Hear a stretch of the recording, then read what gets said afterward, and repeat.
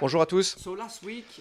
Donc la semaine dernière, j'ai envoyé un message sur mes réseaux pour demander à n'importe quel pilote ou track day ou pilote de course de m'envoyer vos vidéos pour que je puisse étudier votre style et vous donner des conseils.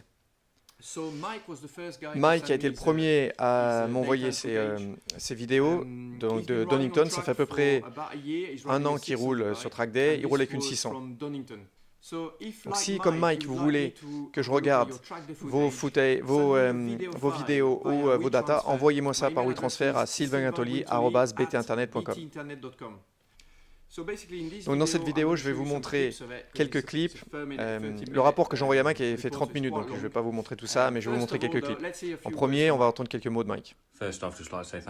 En premier lieu, je voulais te dire merci, Sylvain, d'avoir regardé toute ma vidéo. Donc dans le passé, j'ai eu des instructions sur circuit. Et là, franchement, ce que tu m'as envoyé sur vidéo, c'est beaucoup plus détaillé. Il y a vachement d'infos. Donc je trouve que c'est super. Alors en plus, tu peux entendre où est-ce que je change les vitesses et ça, donc tu peux vraiment me donner des bons conseils. L'instruction sur circuit, c'était super aussi. Je l'ai fait à Carthagène, ça m'a aidé. Mais vu que l'instructeur est derrière, il ne peut pas donner autant de conseils. Alors que là, avec la vidéo, tu peux vraiment voir tout en détail. Alors, je conseille vraiment à tout le monde d'essayer de faire ça. Donc le rapport entier que j'ai envoyé à Mike, ça a été à peu près de 30 minutes, donc je ne vais pas tout vous montrer. Mais je vais vous montrer quelques clips. Allez, on attaque. Donc ici à gauche, c'est la vidéo de Mike. Et à droite, ça c'est ma vidéo. Donc on a une autre page ici avec la carte de Donington, donc j'ai divisé en secteurs. Là ici on a les chronos avec les secteurs, donc ça c'est mes chronos. Il y a plusieurs, j'ai enregistré en fait des tours à vitesses différentes pour pouvoir comparer justement, pas que faire des tours hyper rapides. Donc Mike il pilote une 600, donc ici on voit la vitesse, donc moi je suis en rouge, Mike en blanc, G-force en haut, la vitesse au milieu et l'angle en fait en bas. En premier lieu, on va regarder la vidéo.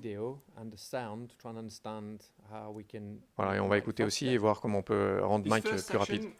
Donc ce premier clip, c'est le dernier virage.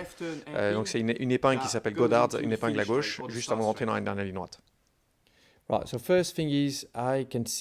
en premier lieu, ce que je vois ici, sur la zone de freinage, il faut que tu sois un peu plus à droite. Utilise un peu plus la piste plus proche du vibreur. Voilà, tu rentres un peu trop tôt.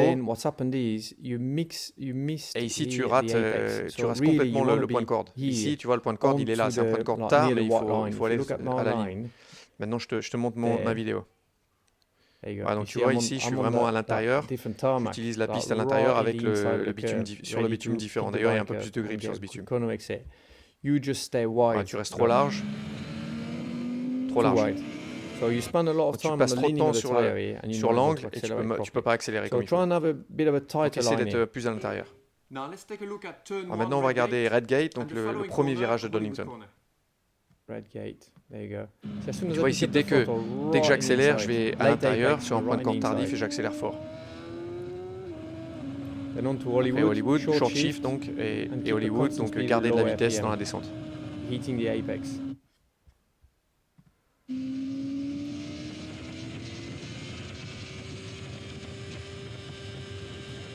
tu restes en seconde. Ici, tu pourrais être un peu plus à l'intérieur. Et la moto elle est vraiment trop haut dans les tours. Donc ici, il ne faut pas que tu restes en seconde. Redgate, c'est en quatrième. Redgate, c'est en seconde. Hollywood, c'est en quatrième. Donc, en premier lieu, essaye de passer en troisième. Ça va te faire baisser les tours. Tu vas pouvoir garder beaucoup plus de vitesse de passage. La moto t'invitera beaucoup plus à tourner. Donc, il faut que tu essaies de garder la vitesse. Donc, en premier lieu, essaie de passer en troisième, pas en 4 tout de suite. Et avec ça, tu vas progresser. Garde plus de vitesse et reste bien à l'intérieur pour les deux points de corde sur les vibreurs, proche des vibreurs. Donc ici le premier, ça va. Le deuxième, tu commences déjà un peu t'écarter. Il faut que tu sois à peu près 1 mètre plus à l'intérieur ici. Crainus, ça va. Notre trage, elle est pas mal. Alors, le dernier clip, donc c'est la Melbourne Hairpin, donc l'épingle Melbourne, c'est l'avant-dernier virage à Donington. C'est un virage très difficile à optimiser, et donc je donne pas mal de conseils ici pour progresser. Donc, tu vois ici, j'ai beaucoup plus d'espace que toi, je suis beaucoup plus loin du vibreur en entrée. Ça, c'est parce que j'anticipe pour sortir fort du virage, avoir un point de corde très tardif et relever la moto et accélérer fort. Ici, tu vas rentrer vite et en milieu de virage, tu seras vite, mais tu ne vas pas pouvoir sortir. Voilà, tu vas compromettre beaucoup trop ton accélération. Regarde, je vais te montrer. Donc, tu vois ici, l'apex, le point de corde ici, il est très tard pour moi. Très tard, je relève la moto pour accélérer fort. Voilà, tu vois, tu restes trop proche, tu gardes trop de vitesse à l'entrée et au milieu, et tu es trop proche, donc ta sortie va être voilà, tu vas compromettre la sortie, tu es trop large. Donc ici, voilà, essaie de ne pas rentrer trop vite dans le virage. C'est vraiment important que tu essaies de faire ça. Garde pas trop de vitesse de passage et fais un point de corde très tardif. Voilà, pour passer moins de temps sur l'angle. Tu vas pouvoir relever la moto et accélérer beaucoup plus fort. Là, ici, tu es encore en train de tourner à la sortie. Donc, tu as plus d'angle, c'est plus dangereux. Tu peux faire un high side parce que c'est en première vitesse. Et tu as moins de grip mécanique avec plus d'angle. Voilà, maintenant, on va comparer les datas pour avoir un peu plus d'infos. Donc ça, c'est les deux tours qu'on regardait. Donc une 52 pour moi et 2,05 pour toi. Donc il y a quand même de la différence et on voit d'ailleurs sur les datas ici. Donc G-force en haut, vitesse au milieu et l'angle en bas. Donc à gauche, c'est ton image et à droite, c'est la mienne. Comme ça, on peut comparer la position sur le circuit aussi.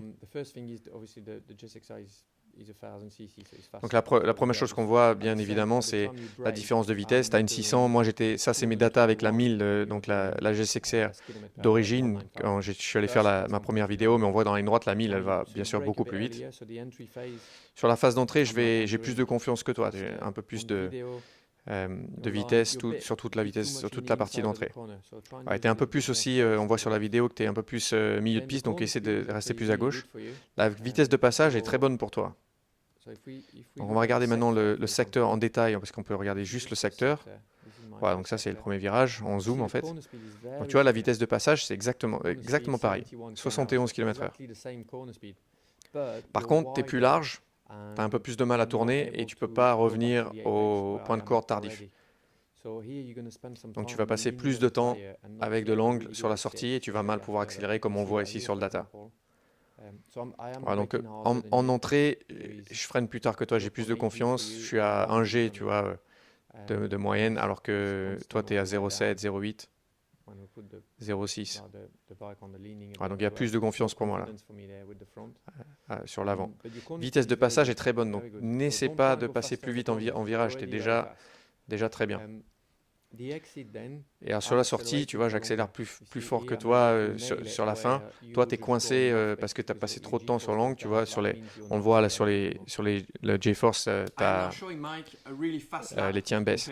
Là, je vais montrer à Mike maintenant un tour hyper rapide pour voir. Mais c'est marrant parce qu'il y a des endroits où il est plus vite que moi. Donc, je vais mettre une 38, c'est un très bon chrono pour Donington. Donc ici au début on ne peut pas trop comparer parce qu'il y a vraiment trop de différence en vitesse. En fait je rentre dans les virages hyper fort.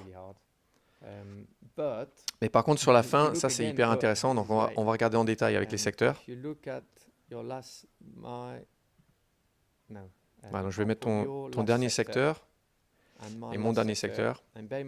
Ouais, ça c'est un de mes meilleurs tours, c'est un tour vite et c'est le meilleur tour de cette série de tours. Donc il y a une grosse différence avec ton chrono, mais regarde dans le dernier secteur. Donc ici Melbourne Hairpin, la vitesse de passage minimum, je suis à 39 km/h de minimum.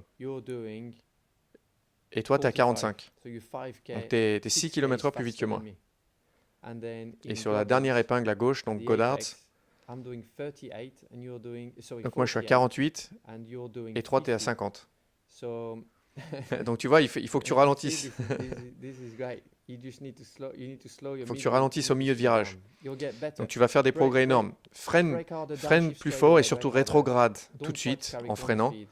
N'essaie pas de garder trop de vitesse de passage. Sois plus à l'intérieur du virage au point de corde, relève la moto et accélère fort. Tu vas faire des progrès énormes. Ok, mais j'espère que ça va pouvoir t'aider. Surtout, dis-moi quand tu repars sur la piste que... Dis-moi si tu as fait des progrès. Et j'espère que tu vas pouvoir gagner quelques secondes. À plus. Voilà, ça y est pour aujourd'hui. Donc si comme Mike, vous voulez que je regarde vos vidéos et votre data, envoyez-moi tout ça à sylvaingatoli@btinternet.com par WeTransfer parce que les fichiers sont assez lourds normalement, donc c'est mieux comme ça. Si vous avez simplement la vidéo, ça c'est ok parce qu'en fait par rapport à la vidéo je peux quand même avoir vachement d'infos et il y a le son aussi donc je peux comprendre. Si vous avez enregistré avec une GoPro GPS, alors ça c'est mieux parce que je peux comparer les datas. À plus. Being able to go through the footage how he has and it's really given me some good points to work on at the next track day, so fully advise everyone to get on board and give it a go. Cheers, Sylvain.